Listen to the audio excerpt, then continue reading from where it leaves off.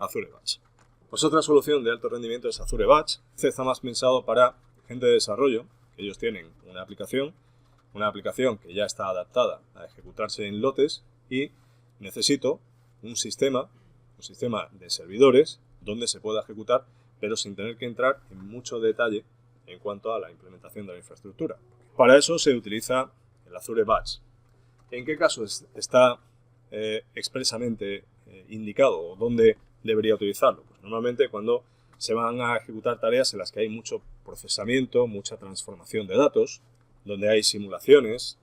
Hay un tipo de simulaciones que utilizan en tareas de alto rendimiento, son las simulaciones Monte Carlo, es un tipo de simulación de estadística. Bueno, pues eso es una simulación que requiere de mucha capacidad de procesamiento. También el streaming, procesamiento de vídeo. De hecho, Azure Media Services, que es una capa sobre Azure Batch para ofrecernos el servicio de streaming, se basa en Azure Batch. Yo no voy a implementar los servidores, no voy a decir, quiero que sea un Windows Server tal, eso va a quedar en segundo plano, eso lo hace el propio sistema y nosotros sobre él, pues utilizando Media Services, podemos hacer un servicio de streaming. Si nosotros queremos utilizar el Azure Batch, pues ahí pierdo un poco el control de cuáles son las máquinas que vamos a montar o cuáles son las características de esas máquinas. Sí que puedo elegir entre Windows y Linux, porque dependerá de la carga que vaya a ejecutar. Yo lo que haré es centrarme en código, en tareas que voy a ejecutar y ya se encargará el sistema de hacer el reparto. En el caso del HPC sí que he tenido que indicar un nodo de coordinación y los nodos de computación. Aquí pues eso va a ser un poco más transparente de cara al usuario. Las máquinas que utiliza habitualmente son de tipo A8 o tipo A9. Son máquinas que implementan RDMA. Y el proceso, pues en cierto modo, al menos al principio, se parece a cómo nosotros creábamos una automatización. Yo creaba una cuenta de automatización y creaba luego el runbook. Pues aquí lo que vamos a hacer es, creamos una cuenta de Azure Batch. Dentro de esa cuenta de Azure Batch, una pila de computación. Ahí es donde más o menos elijo el tipo de máquinas que voy a utilizar. No con el mismo nivel que el HPC, donde sí las veo y veo que se montan y que puedo acceder físicamente a ellas vía RDP, pero bueno, sí que tengo algunas opciones a la hora de elegirlo. Creamos una pila de computación, creamos un job que lo voy a asociar con la pila. Ese job puede tener varias tareas. Si un nodo termina con una tarea, pues ese nodo recibe otra tarea. Tareas se van a añadir a una cola. Que tengo nodos inactivos, que tengo nodos libres, se van repartiendo las tareas entre ellos. Que todos están ocupados, se mantienen las tareas en la cola hasta que un nodo queda libre. Cuando el nodo quede libre, pues ya se encargará de entregarle esa tarea. Yo puedo acceder a los resultados de esas tareas, puedo acceder a archivos. No tengo un acceso completo a la máquina, pero sí que puedo recibir los archivos de los resultados de esas tareas. Por ejemplo, no sé, yo creo una tarea en la que voy a hacer un renderizado de una imagen, pues puedo tener el archivo, resultado del renderizado de esa imagen. O creo una tarea en la que proceso un montón de datos y me devuelve un archivo en Excel. Pues puedo recibir esos archivos de Excel. Al final, yo podré acceder a los archivos resultantes de ejecutar esas tareas. Vamos a crear un Azure Batch, vamos a crear una cuenta de Azure Batch y vamos a crear dentro tareas muy básicas para que se ejecuten en los nodos. Voy a crear un grupo de recursos. RG Batch. Estoy en el RG Batch y lo que voy a hacer es crear una cuenta de Azure Batch. Vamos a crear la cuenta de Azure Batch. Ahí vemos que hay un montón de plantillas. Estas son plantillas que ya están adaptadas a diferentes tipos de tareas. Por ejemplo, ahí tenemos una para trabajar con CentOS y dentro de ese Azure Batch ejecutar contenedores. Aquí lo tenemos para renderizado, en este caso con CentOS 7.3. Lo tenemos para Windows Server 2016. Así que, en cierto modo, sí puedo elegir cuál es lo que hay por detrás, pero poco más. Lo que vamos a hacer nosotros es crear una cuenta de Azure Batch. No voy a usar una de esas plantillas, voy a crearlo dentro de las opciones que tenemos, pues casi desde cero, a lo mejor las que tenemos, y no voy a usar una de las plantillas, así que empiezo con una cuenta de Azure. Me voy a Batch Service, una cuenta de Azure Batch, me voy a Batch Service, y aquí, ahí me dice lo que hace el servicio de batch. Tenemos aplicaciones HPC que se están ejecutando en clúster y el Azure Batch me permite ejecutarlo de una forma más sencilla porque yo no tengo que montar ese clúster de HPC y puedo hacer un escalado también de una forma más sencilla. Le doy a crear, le voy a dar un nombre a esa cuenta, le damos un nombre que no exista a esa cuenta, grupo de recursos, el que ya tengo, ¿vale? RG Batch, localización, pues ya la he seleccionado, y ahora me pregunta por una cuenta de almacenamiento. Pues yo voy a creo una nueva cuenta de almacenamiento, y luego aquí elijo el modo de asignación de la pila. La pila van a ser los nodos que van a ejecutar las tareas. En el caso de HPC son los nodos de computación. Le dice que hay dos modos, o bien gestionados en la suscripción o por el servicio de batch. En el caso de que sea gestionado por la suscripción, si yo marcase esta opción, me lo complica un poco porque me va a desplegar las máquinas virtuales en los grupos de recursos que tenemos en nuestra suscripción y las voy a ver y me pide un key vault para almacenar las claves de acceso a esas máquinas, de forma que pueda acceder a esas máquinas. Yo lo voy a hacer de la forma más simple, que es el batch service, y él lo hace de forma transparente. Le doy a crear, me va a crear la cuenta de almacenamiento y luego crearemos la pila. No tarda demasiado en crear la cuenta, luego en crear la pila sí tarda un poquito más, sobre todo en iniciar las máquinas. Lo veremos en el mapa de calor, veremos las máquinas en qué modo están, pero crear la cuenta de batch no suele tardar mucho. En mi caso ya se ha creado la cuenta de batch, tengo creada la cuenta de batch, voy a ese recurso, esta es la cuenta de batch, y aquí no voy a poder ejecutar nada hasta que tenga una pila de ejecución. Así que lo primero que tengo que hacer es crear la pila de ejecución. Así que me voy a características, pools, para crear esa pila. No tengo ninguna creada, voy a crear una pila, añadimos, le pongo un identificador, no tiene por qué ser único, podemos llamarle todos igual. El display name no es imprescindible, si queréis darle alguno bien, si no pues con el identificador, con eso nos vale. Y ahora vamos a seleccionar los tipos de imágenes, incluso podríamos usar imágenes personalizadas. Si nosotros hemos creado imágenes personalizadas, podemos hacer que usemos esas imágenes. Ya hay algunas que están específicamente diseñadas para determinadas opciones, sobre todo para gráficos y renderización. Estas van a ser, evidentemente, máquinas que tienen GPUs. Si voy a hacer un renderizado, pues evidentemente me interesa que esas máquinas tengan mucha potencia gráfica. Podemos utilizar imágenes personalizadas nuestras, podemos utilizar imágenes solamente Windows, imágenes Linux y Windows, que son del Marketplace. Me voy a quedar con esa de Linux y Windows y ahora, en fabricante, lo que voy a hacer es utilizar Microsoft Windows Server. Esas máquinas un poquito más conocidas para nosotros, pues me quedo con máquinas Windows Server. Selecciono ahí Windows Server. La oferta, que es el modelo de la máquina, es Windows Server. Y luego elegimos la edición. Lo que voy a hacer es quedarme con una de 2016 Data Center, pero la pequeñita, Small Disk. ¿Vale? Todo eso son plantillas. Si voy a ejecutar con contenedores, pues tengo uno que ya viene con contenedores. Me quedo el 2016 Small Disk. Sigo con la configuración, si quiero puedo habilitar las actualizaciones automáticas, no lo voy a hacer, van a estar funcionando un rato y luego las voy a eliminar. También puedo añadirle discos de datos vacíos, por si las aplicaciones que yo voy a utilizar requieren de más almacenamiento, se los puedo añadir aquí.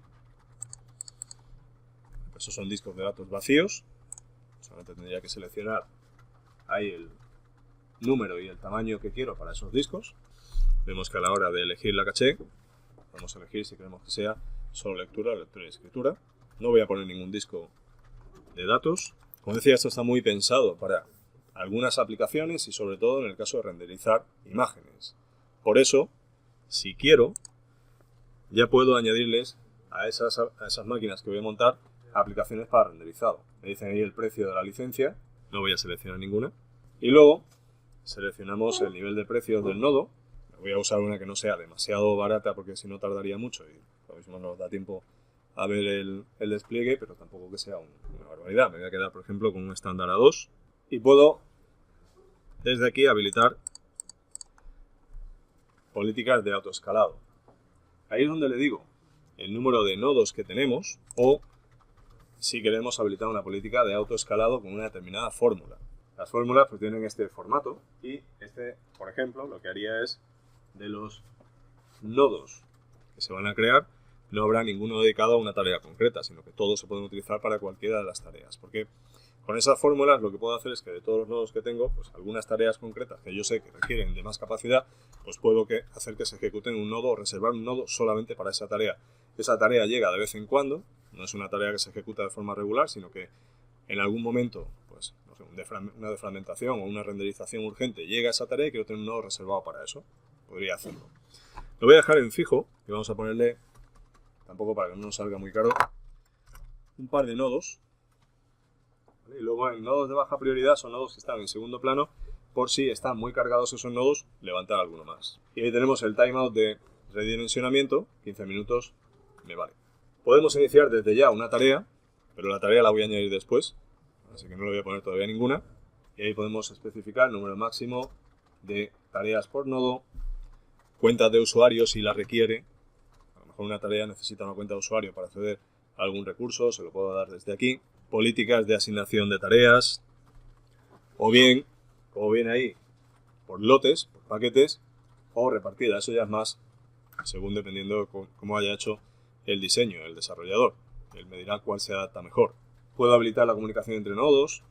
Igual, me lo tendrá que decir el desarrollador si es necesario. Paquetes de aplicación, certificado de las máquinas para conectarse entre sí. Y luego, si quiero permitir desde fuera el acceso a la pila de nodos, porque es una aplicación que, por ejemplo, me da un resultado en una web y quiero que sea accesible. Pues ahí estaríamos haciendo una regla de NAT inverso para que fuese accesible ese resultado.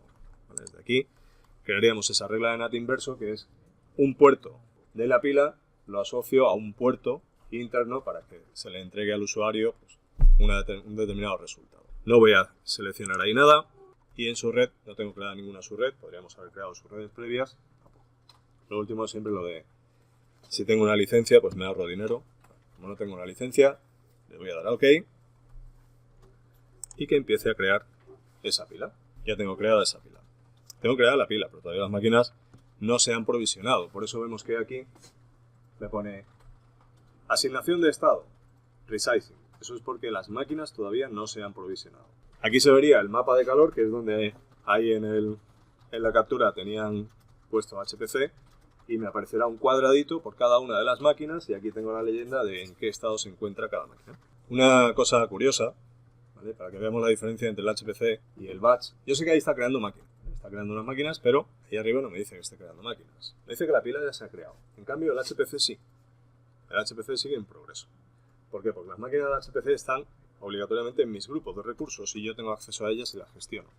En el batch, como yo le he dicho que utilice el método de batch, las máquinas no están en mi grupo de recursos y por lo tanto no las veo. No están en mi suscripción, me la van a cobrar igual, eso seguro.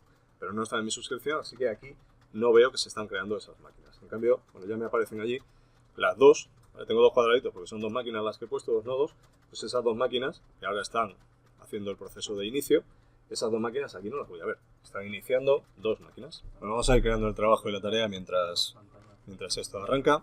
Me voy a la cuenta de batch. Estoy en la cuenta batch, he creado una pila y el siguiente paso es crear un job. Ese trabajo puede tener varias tareas.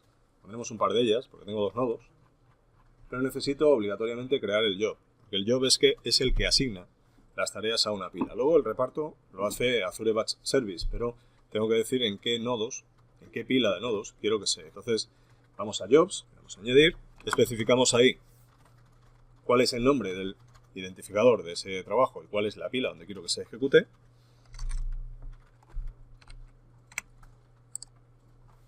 Pilas solamente tengo hasta ahora una. La pool 1 que he creado antes. Podemos especificar opciones. Para eso pues, tendría que venir aquí a decirle cuáles son las tareas, si son varias tareas las que se van a ejecutar. Porque no son tareas que se pueden ejecutar todas en paralelo, sino que primero necesito una, luego necesito otra. Bueno, pues aquí especificaríamos cuál es la tarea de gestión, la tarea de preparación, dónde quiero que se entregue el resultado de esas tareas. Nosotros no vamos a configurar nada de eso, porque eso depende mucho de la aplicación que se esté ejecutando, y lo que haremos será ejecutar una tarea muy básica y luego entrar en los archivos de las máquinas para ver el resultado de esa tarea. También podemos desde aquí especificar, por ejemplo, prioridades. Si falla una tarea, cuántas veces voy a reintentar esa tarea antes de considerar que ha fallado. Si quiero que se haga algo cuando una tarea termine, por ejemplo, terminar otro trabajo. ¿Qué hacer cuando una tarea falla? Por ejemplo, podemos lanzar alguna acción concreta cuando esa tarea falla. No voy a hacer ahí nada, lo dejo en default y le damos a OK. Ya se ha creado ese job 1. Voy a crear una tarea, añadimos, le damos un nombre a la tarea. En este caso es una tarea básica, es una tarea de línea de comandos.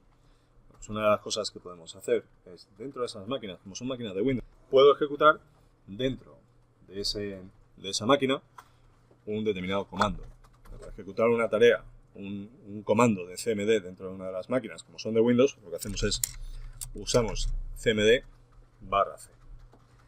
Por ejemplo, puedo ver que las máquinas que están dentro de esa pila son máquinas de Windows, pero son máquinas que están gestionadas por Azure Batch. Pues una forma de hacerlo es pedirle que me enseñe cuáles son las variables de entorno que están creadas de Azure Batch, ¿vale? Para no poner una tarea muy compleja. Entonces, voy a poner ahí un comando. Voy a poner ahí un comando que nos saque la lista de las variables de entorno que empiezan con un determinado nombre. Y esas variables empiezan con AZ Batch, Azure Batch. Y luego, pues una vez que termine, lo que vamos a hacer es ejecutar otro comando. O sea, si el primero se ha ejecutado con éxito, debería, porque me va a dar las variables de entorno, pues lo siguiente que vamos a hacer es ejecutar un comando, por ejemplo, para que se quede esperando un tiempo. 90 segundos, de forma que así dejamos ese nodo ocupado haciendo algo, nada útil, porque está esperando 90 segundos, y el Azure Batch, al ver que ese nodo está ocupado, la segunda tarea la va a meter en el segundo nodo. Porque si no, lo que pasaría es que, como eso lo ejecuta muy rápido, el nodo se quedaría libre y puede ocurrir que las dos tareas vayan al mismo nodo y el otro nodo no hace nada. ¿Vale? Entonces, lo que vamos a hacer es eso, y para que ese comando, tal cual, pues, no dé errores, porque no tengo una sesión interactiva, y esto pues, podría dar un error porque no hay una sesión interactiva, lo que se hace es enviar el resultado a null. Realmente va a ir a un archivo de resultado, pero lo vamos a enviar así para que no produzca ese error, porque no es una sesión interactiva. O sea, lo único que hace es, me muestra la variable de entorno de Azure Batch y luego se va a quedar esperando 90 segundos. Me lo voy a copiar porque voy a hacer otra tarea igual. Podemos especificar cuánto tiempo queremos que esté ejecutándose una tarea, por ejemplo, para evitar bucles infinitos, número de reintentos en la tarea. No voy a configurar nada de eso. Si he habilitado la comunicación entre los nodos, podemos usar ese protocolo que es el MPI, permite la comunicación entre nodos, por si lo necesitamos para algo. Eso dependerá de la aplicación. Archivos que requiera esa tarea, variables de entorno que requiera esa tarea, dependencias entre tareas. Nada. Todo eso. Nada. Ya tengo la primera y voy a crear una segunda tarea. Tengo task 1, voy a crear task 2, que es igual que la 1, pero en vez de task 1 se va a llamar task 2, pero el comando es el mismo. Voy a hacer dos tareas iguales.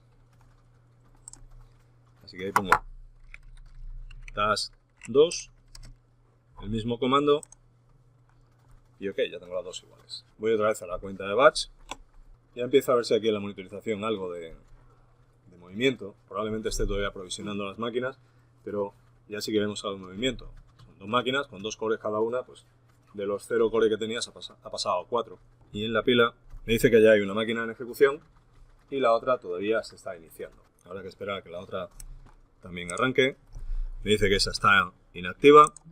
Tengo ahora una ejecutando una tarea y la otra está inactiva. Ya tengo las dos inactivas, parece que han terminado de ejecutar las tareas.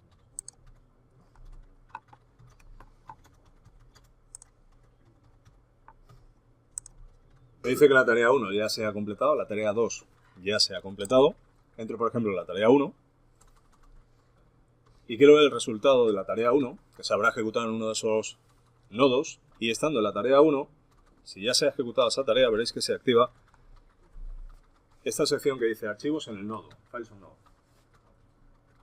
Si no se ha ejecutado la tarea, no se activa. Pulsando ahí, vemos por una parte la salida estándar y por otro el error estándar. Eso es típico de Linux. Los que habéis visto Linux, pues eso de redirigir con el mayor que, 2 mayor que, os sonará la salida estándar, el error estándar. En el caso de Bash, en el caso de CMD también se puede ver. Como ninguna de las tareas me ha dado ningún error, pues el error es 0, es un archivo vacío, pero sí que me ha dado una salida. Y yo quiero ver ese archivo para ver lo que me ha devuelto, y la salida de ese archivo son las variables de entorno que empiezan con AZBatch dentro de esa máquina.